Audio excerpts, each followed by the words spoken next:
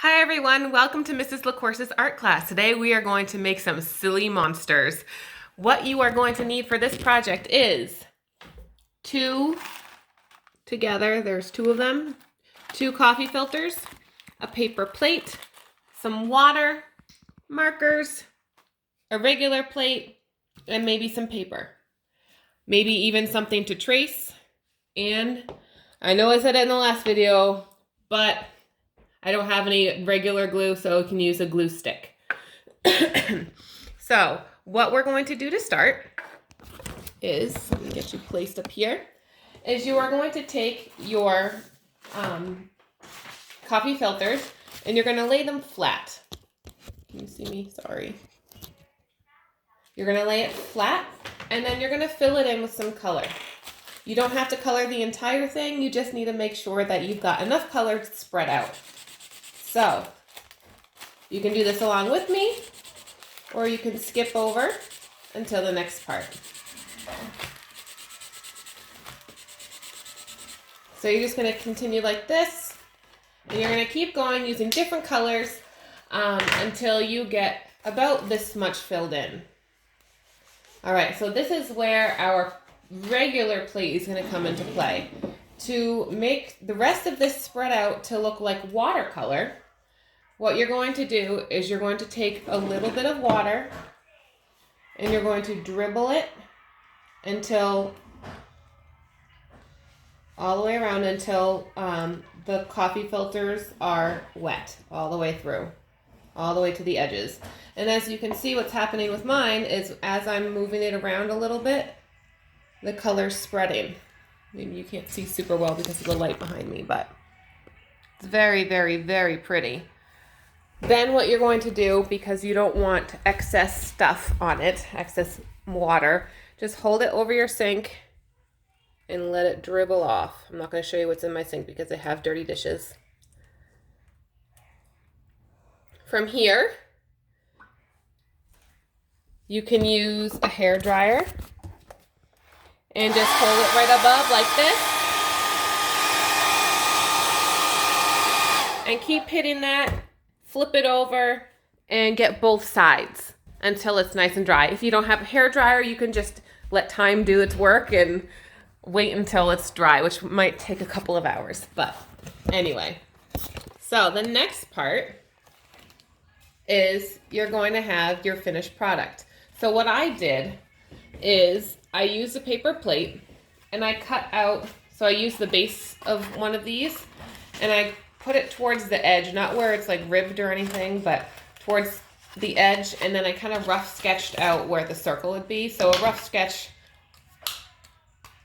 is just kind of like making little marks to go all the way around the coffee filter. So you can see that that's roughly the shape of your circle. And then you're going to cut that out so that you have one of these. Then what you're going to do is you're going to take your glue stick, and I've already done this, so I'm just going to explain it. You're going to take your glue stick and you're going to apply the glue all on the front of one. You're going to lay it down in the center of one of your filters, because now you're going to have them pulled apart. And then you're going to put glue on the other side, and then you're going to sandwich the filters in between. So you can see that I have sandwiched mine in between. So I have two. Okay. Then we are going to take our scissors, and you can help your little one make sure that the thumb is in the small hole and you've got at least 2 fingers in the bigger holes.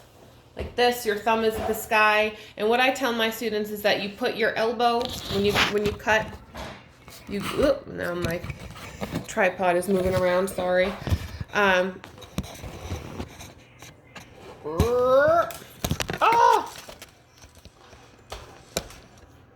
Alright, so what happens is you glue your elbow to your side, and then you're holding your hand out like you're going to shake someone's hand like this, but you have your scissors in there. Don't shake hands with somebody with scissors, so it's a bad idea. Let me reposition this again. Oops. I don't know why it's being so difficult this time around. Oh my goodness. Alright, I think I got it. Maybe not. I don't know. trying to do this as I go. I'm sorry. Okay, so you can do hand over hand, helping your student, your little one, to open and close the scissors, but it's really good practice to have your student do this with you. I know it can be frustrating. You can be the one to turn the paper, to manipulate that. It's harder to do both hand over hand for turning as well as cutting. So you're just going to cut all the way around until you get to the end.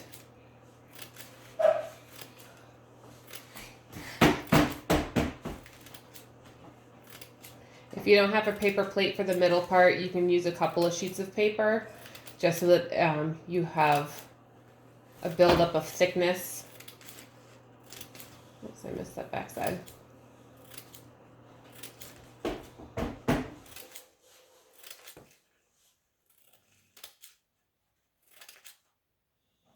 Try not to have them too thick, but you also don't want them too thin.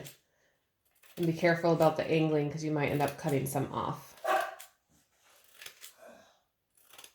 So what we're making here is the furriness of the monster. So you can see now it's very, very fluffy looking, like that. All right, so from here, using the rest of whatever you have left over from your paper plate, you can use something, whether it's a marker cap or a baby bottle cap, anything that's circular if your little one has a hard time with drawing circles.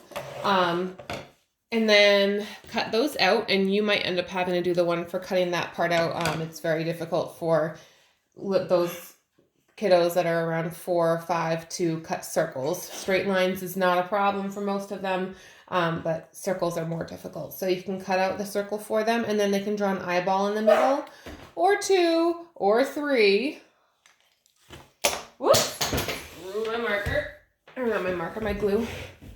All right, and then we're going to glue your eyeballs to your monster. And they can be glued anywhere that you want to, as long as it's in the center. You can have as many or as few as you want to. They can be looking in different directions. Really, this is your monster. You make it yours. So there's mine so far.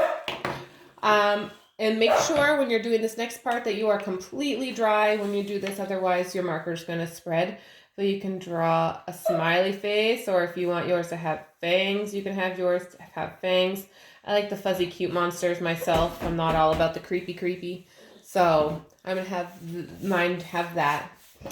Then, using your regular paper, I'm using scrap paper from a class that I was teaching from 5th grade 1 point perspective for this remote learning stuff.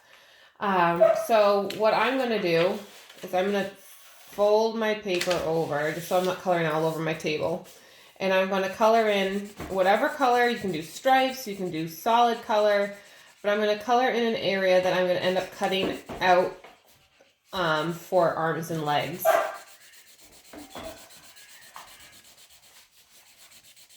So it's really just kind of the end of the strip of a piece of paper. So really you don't have to waste a nice piece of white paper for this. You can use a scrap paper of anything. You can even use newspaper or magazines if you have those.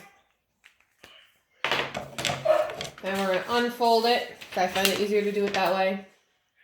And then you're going to cut out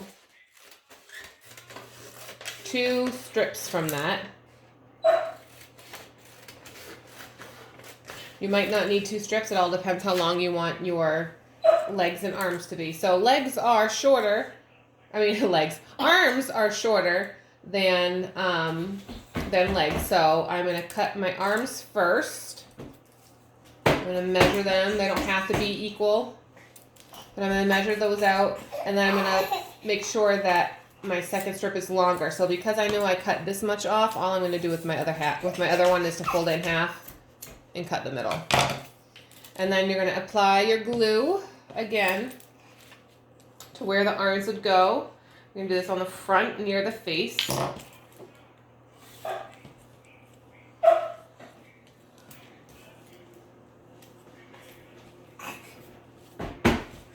Mine are curling right now because the wetness of the, looks like it's trying to give you a hug because of the wetness of the marker.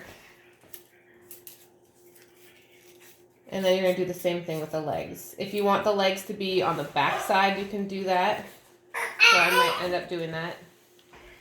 So adding some to the back, gluing those down. Well, in the process, I folded my arms even more. So there's my fuzzy little monster.